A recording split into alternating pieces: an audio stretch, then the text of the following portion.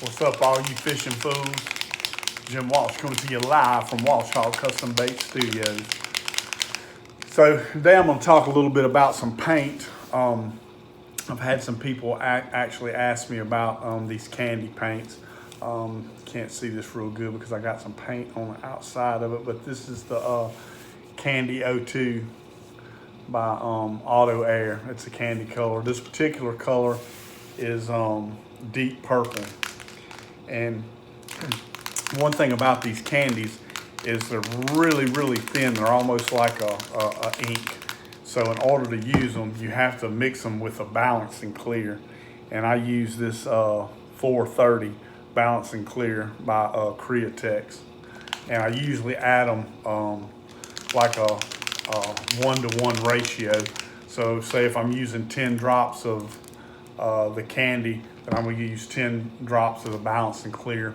So you just wanna make sure they're shaken up really good. So just so you know, to get my blanks ready, using candy colors, I really like to use these like foil or prism kind of baits, because that'll really show through that candy color and kind of shine when it hits the sun. So what I've done is, I've done my regular bait prep. I've cleaned these baits really good to get all the oils or anything that may be on them. And then I actually took and did some patterns on top of them just with black paint, and then I put a pearl white on the bottom of them.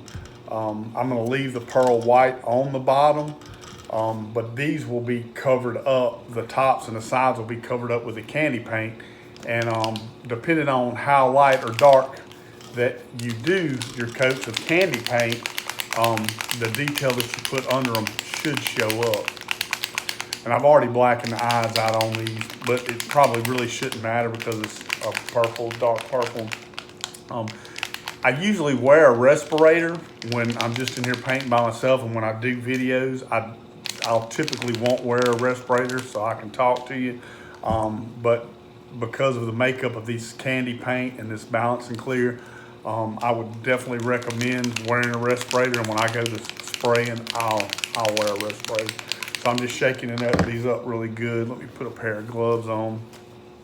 You should always wear your gloves no matter what you're doing, because if you accidentally touch one of these lures and get just the oils off your hands on them, the paint and the coating won't stick. And so like I said, I'll do this 1-to-1. So I'll take this purple, shake this up real good. I usually just mix my stuff in my gun.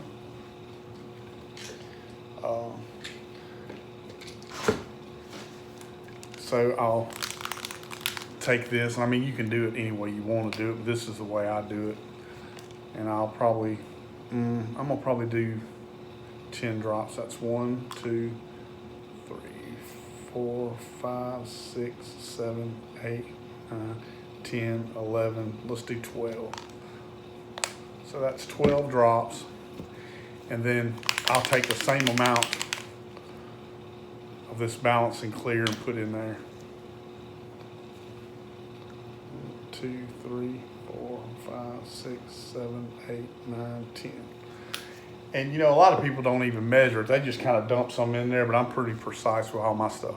I keep toothpicks. I like toothpicks to kind of mix all this stuff. I've seen other people use everything from paper clips and all that, but I would rather use the wooden toothpicks or maybe even a plastic toothpick, just because I worry about scratching the inside of this bowl and this metal. So I'll mix it up really good with this toothpick.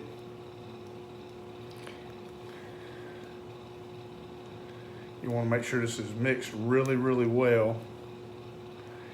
And then what I'll do, if you're not familiar with airbrushes, and you can't do it with all of them, but with the Iwata, you can actually do like what they call a back blow to it, where you basically hold your finger over this, press the air, and then pull it back, and you can see it's bubbling. And that actually helps mix the paint in there too. So I've got that mixed. I'll go ahead and put this respirator on, and I'll start doing this. So you probably won't be able to hear me talk. But the one thing I will tell you, about using candies is you want to spray very light coats. Start off, I mean, just barely misting it.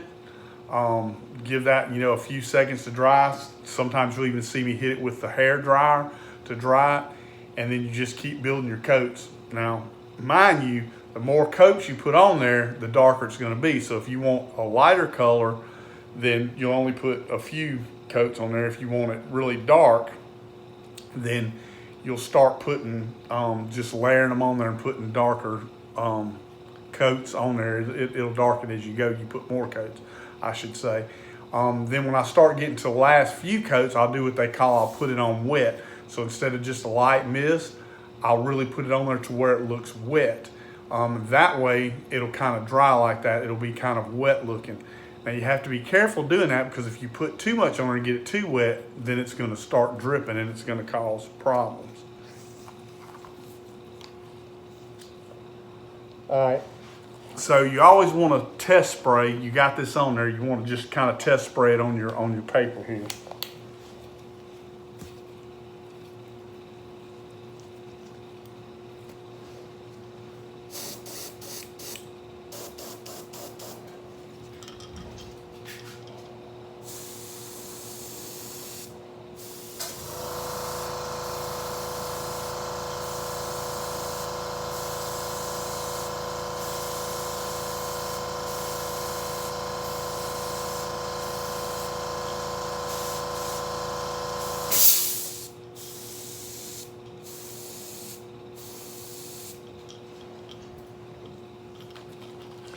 Now, I don't know if you can see, but I mean, that's just got a little bit of a purple hue to it. And that's how you want to start off. And I want to start building coats on top of that, and it'll get darker as I go.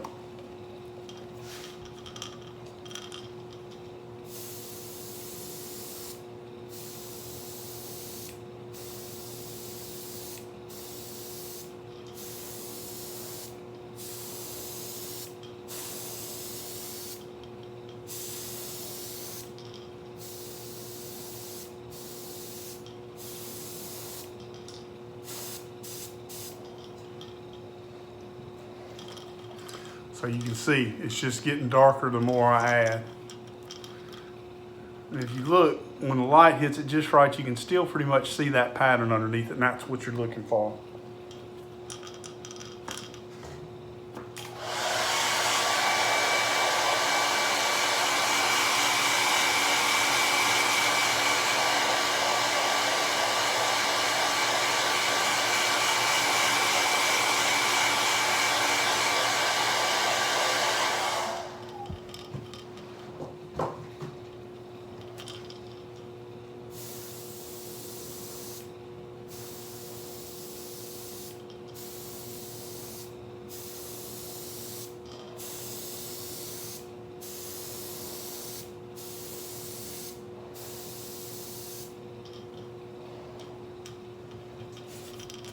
Like I said, it's getting darker and darker, and you can see that's that's what it started off as. So I'll probably do like one more kind of a wet coat on it, and then I'll call this one done.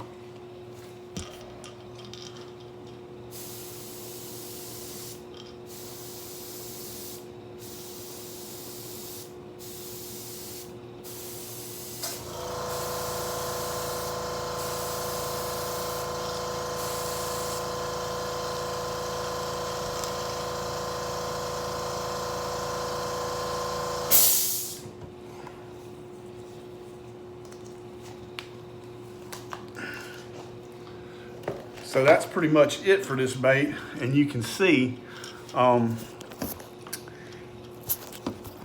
this bait hits the light, especially the sunlight, you can see it right there with just the regular light. But it'll look purple, and then when that light hits it, man, that prism will really come through and make it shine. So I'm gonna leave the bottom a pearl white. The only thing I'll probably do to this bait besides add the eyes is I'll probably come back and put just a little tad of red right under the nose, and that's just kind of traditional. You see a lot of people do that. So there again, this is what we started out like, just kind of a white prism bait. Like I said, I put some white with some detail on the top and some pearl white on the bottom.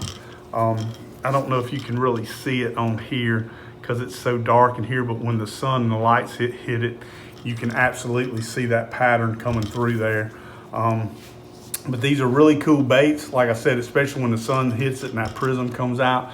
There's really not much to using these candy colors. You know, the biggest thing is, like I said, you have to remember that you have to mix it with the balanced and clear, and you want to use light coats. And like I said, the more you put on there, the darker it's going to get, and that's with any color you use.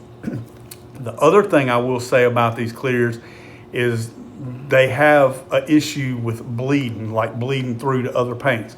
So if you're going to put another paint or another color on top of this, they make something that comes in a kind of a little bottle like this, and it's called Bleed Checker.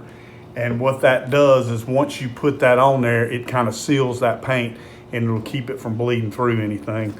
I tend to, when I do candies, I just do the candy. If I'm going to do a purple, I'm going to do a purple, and I may add to it.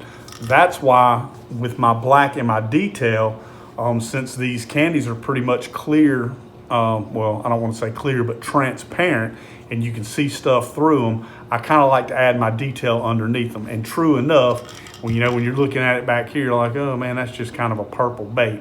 And then when you get it in the sunlight, like I said, you can't really see it in here that well, but you'll see the prism coming out, and when the sun hits it, you'll see the detail on it. And of course, when you're looking at it in person instead of not on video, it comes out pretty cool. But anyway, that's kind of my tip. You know, the candies are not much harder than anything else. And I guess I should mention too, when I spray the candies, you want it to atomize pretty good so you can put it on pretty light. So I usually like to set my air pressure at about 25 to 30 PSI, and that'll give you what you want.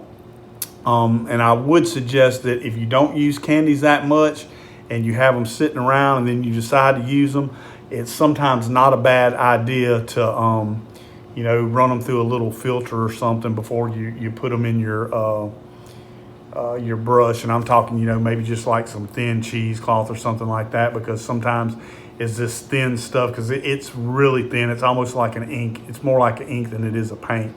And when it sits up, you'll sometimes get little particles in there, and that can clog your gun or mess your paint up. But anyway, that's pretty much it with the candies. Not much to it. If you're painting and you want to give it a try, man, give it a try. They're pretty easy to use. Walsall Custom Baits, baby. Get you some.